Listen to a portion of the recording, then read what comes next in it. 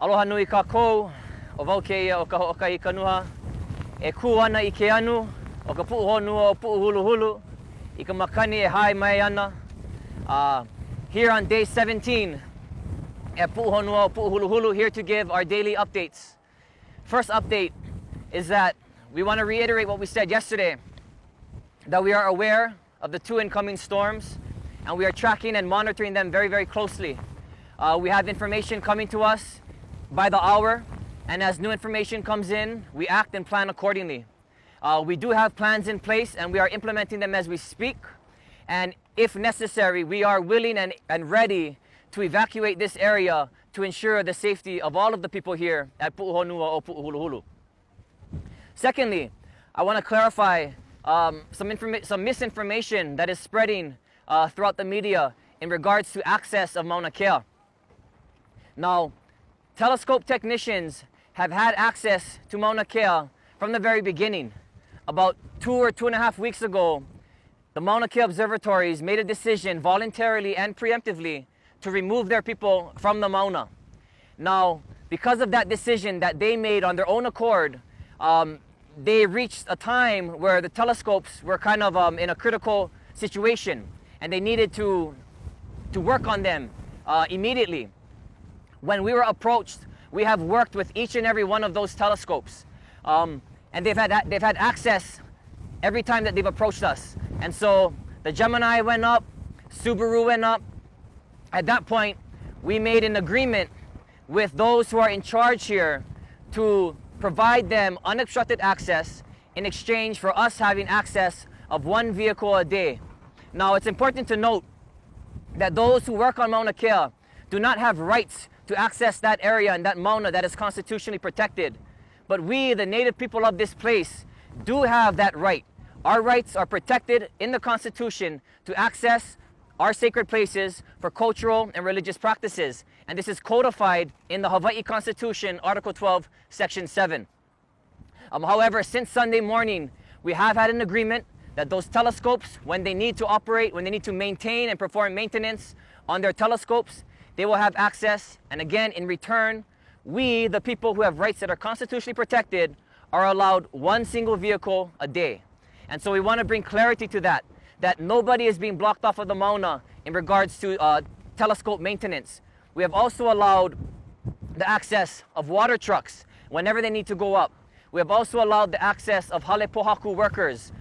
We have also allowed the access of the Maunakea Rangers. And so the only thing that we are doing here is preventing the access of the TMT vehicles and machines, as we know that their plan is to move up the Mauna and to desecrate our Mauna so that they can build their 30-meter telescope. So we want to bring clarity to that. Third update is we want to respond in a sense to the reason why TMT is able to move the Mauna. The state and the TMT board continue to use the terminology that they have the legal right to proceed. Now, legal does not always make it right. Okay, so as an example, like I mentioned the other day, there was a time where slavery was legal. I think that we could all agree that that never made it right. There was also a time where women didn't have the ability to vote. I would hope that we could all agree that that never made it right.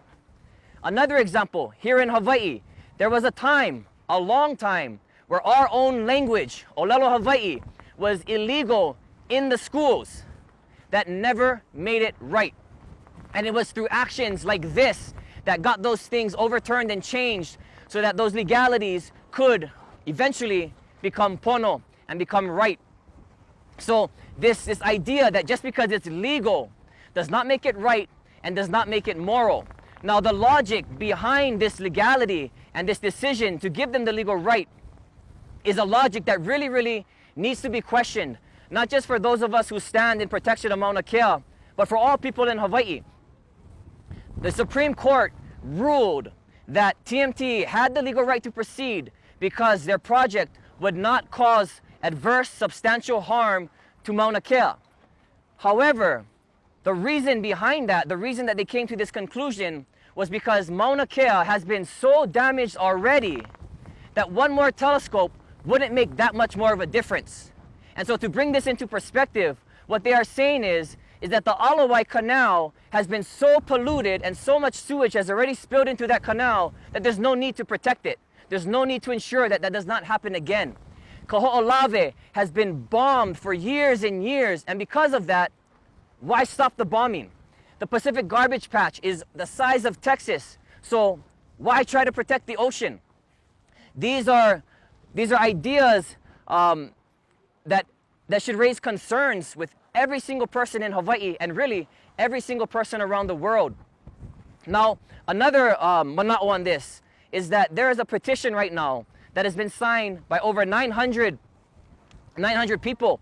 And this petition was started by a group of astronomers, many of them who are attached to the universities and the programs that are attached to the TMT. And in this petition, they use the language that I'll quote them, we have an ethical duty to put the rights of the people ahead of our science. Otherwise, our science is unethical.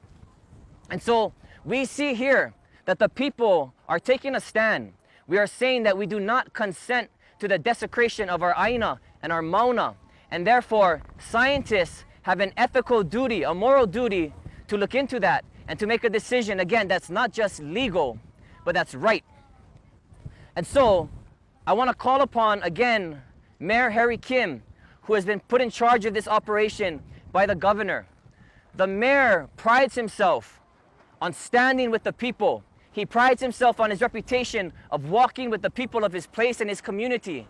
And so I call upon him and I ask humbly and with aloha that this is the perfect time to show that and to demonstrate your willingness and your commitment to stand with the people and to stand with us rather than protecting the rights of foreign investors and foreign corporations when we know that their wishes go against the will of the people of this place. So I call upon Mayor Harry Kim to stand with us the way you have claimed to stand with your people for the many years that you have served your community. Now, we also want to give an update for tomorrow. Tomorrow is July 31st. On July 31st, 1843, the first Hawaiian Kingdom national holiday was established, and this holiday is called Lā Hoʻihoʻi Ea, the ending of British occupation in Hawaii. And so we call upon all of our people, all of our supporters, all of our lāhui to join us here at Puʻuhonua o Puʻuhuluhulu for our Lā Hoʻihoʻi Ea celebration. We'll have music, we'll have hula, we'll have speakers and workshops. And it's a time for us to come together and celebrate our history, our sovereignty that we know has never been relinquished, and to get together and just use this time to lift up our spirits and gather. And lastly, we want to call out to all of our people to remain vigilant. We know that it's been quiet up here and no actions have been attempted and nothing has been moved towards us in regards to law enforcement and machinery. However, we're asking everybody to remain vigilant because we know that anything could happen at any time. We are aware that the governor is holding a press conference today at 1:30, and we are hopeful that he will bring clarity to their plans in regards to calling upon the National Guard or not calling upon the National Guard to come here and use force against peaceful, non-violent protesters. And so with that being said, that's our updates for today. Mahalo nui.